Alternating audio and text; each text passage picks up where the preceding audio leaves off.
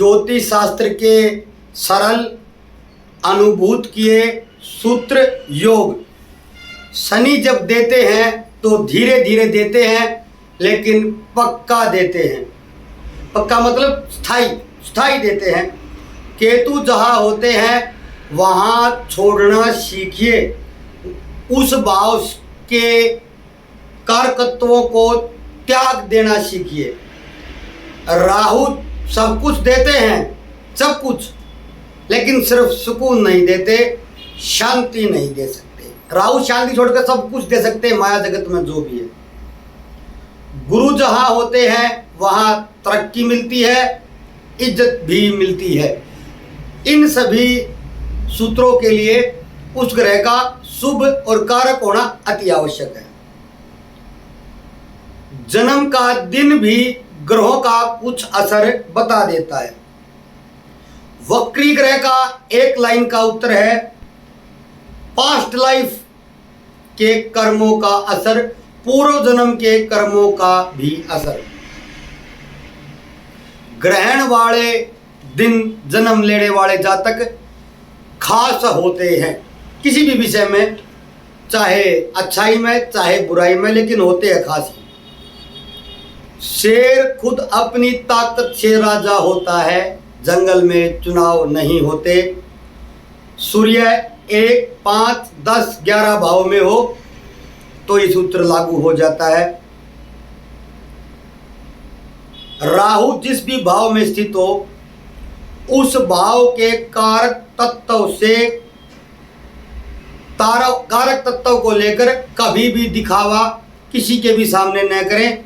जैसे दूसरे भाव में है तो धन को लेकर दिखावा न करें, पंचम भाव में है तो ज्ञान को लेकर दिखावा न करें, दसम भाव में है तो अपनी पोजीशन को लेकर दिखावा न करें, लाभ स्थान में है तो अपनी इनकम को लेकर दिखावा न करें, और लगन स्थान में बैठे हैं तो अपनी पर्सनैलिटी का दिखावा कभी न करें।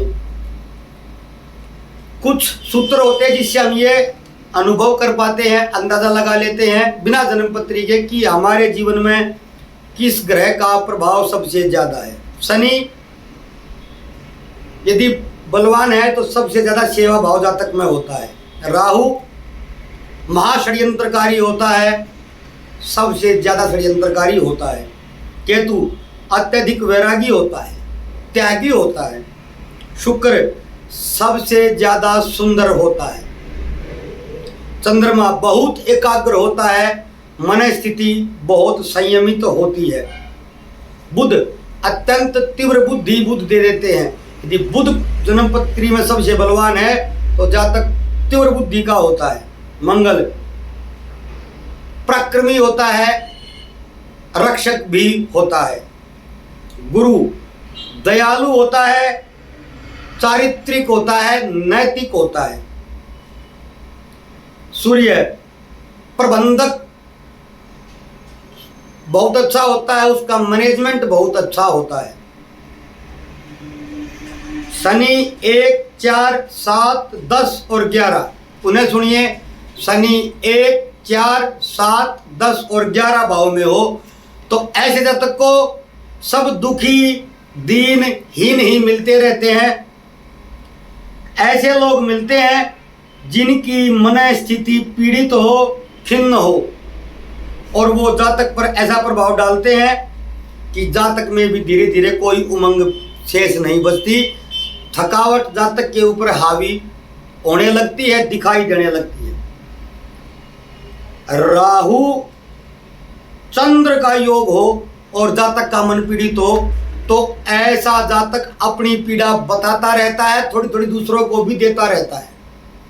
चंद्रमा राहु का ग्रहण योग हो और जातक का मन पीड़ित हो तो ऐसा जातक अपनी पीड़ा सभी को बताता रहता है, थोड़ी थोड़ी सब में बांटता रहता है।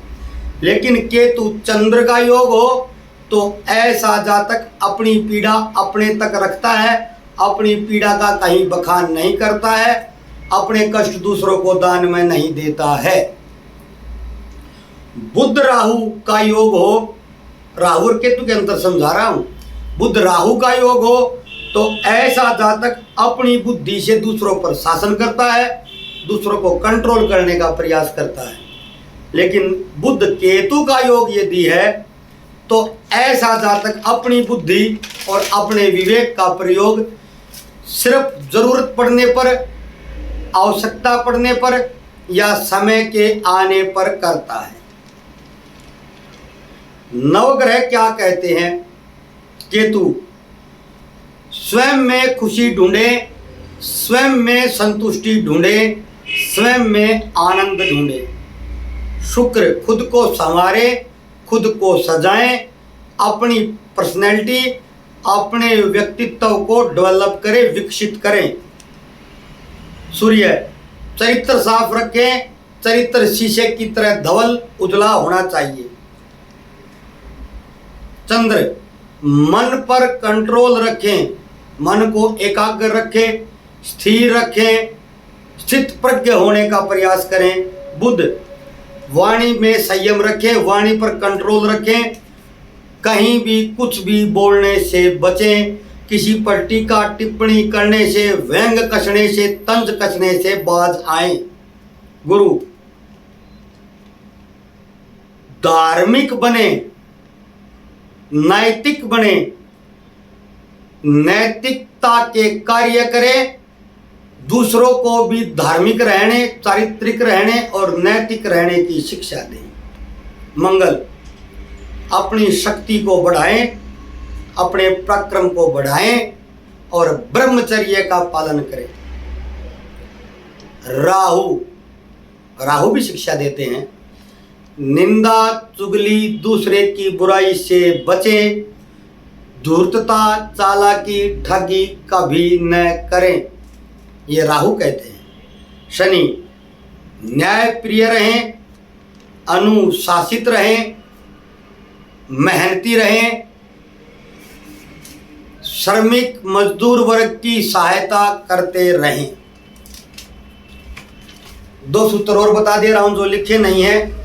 शुक्र यदि 12वें भाव में स्थित हो तो यदि शुभ अवस्था में है राशि नक्षत्र के अनुसार, तो ऐसे जातक के पास ऐश्वर्य के सभी साधन उपलब्ध होते हैं। ऐसे जातक को सभी साधन स्वतः प्राप्त होते रहते हैं, पैसा चाहे ना भी हो। और शुक्र और गुरु दोनों 12वें भाव में हो, विशेषकर सिंह राशि में हो, तो ऐसा जातक महात्यागी होता है, महातपस्वी होता है। राशि और नक्षत्र तो देखना पड़ेगा, लेकिन ऐसा जातक सामान्यतः त्यागी तपस्वी ही देखने में आता है। और केतु किसी के लगन में बैठे हों, किसी शुभ ग्रह की दृष्टि हो, तो वो कल की चिंता न करे।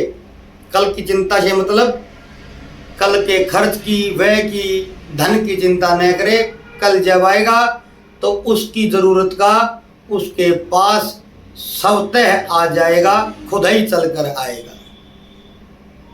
एक सूत्र और बता दे रहा हूं, राहु और बुध का योग जन्म पत्री में कहीं भी हो तो या तो जातक मूर्ख ज्यादा मिलेगा, मूड ज्यादा मिलेगा, या चतुर बहुत ज्यादा मिलेगा।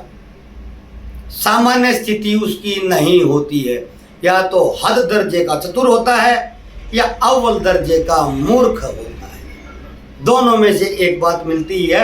वैसे राहु बुध का योग हो तो मानसिक भ्रम भी रहता है, उसका दिमाग चलायमान रहता है ज़्यादा, चाहे वो औसत दर्जे से कम बुद्धि का हो और चाहे औसत से ज़्यादा हो, लेकिन उसका दिमाग चलायमान रहता ही है, जिसके कारण उसको मानसिक तनाव रहने लगता है। ऐसी स्थिति किसी की है राहु बुध की, तो फिटकरी जल में डालकर स्नान करना प्रारंभ करें, कुछ न कुछ लाभ अवश्य होगा। मार्च और अप्रैल के महीने में प्रत्येक वर्ष ये करते रहें, फिटकरी का पानी डालकर स्नान करें, कुछ न कुछ लाभ अवश्य मिलेगा ही मिलेगा। धन्यवाद। जय भोलेनाथ, जय जगन्नाथ।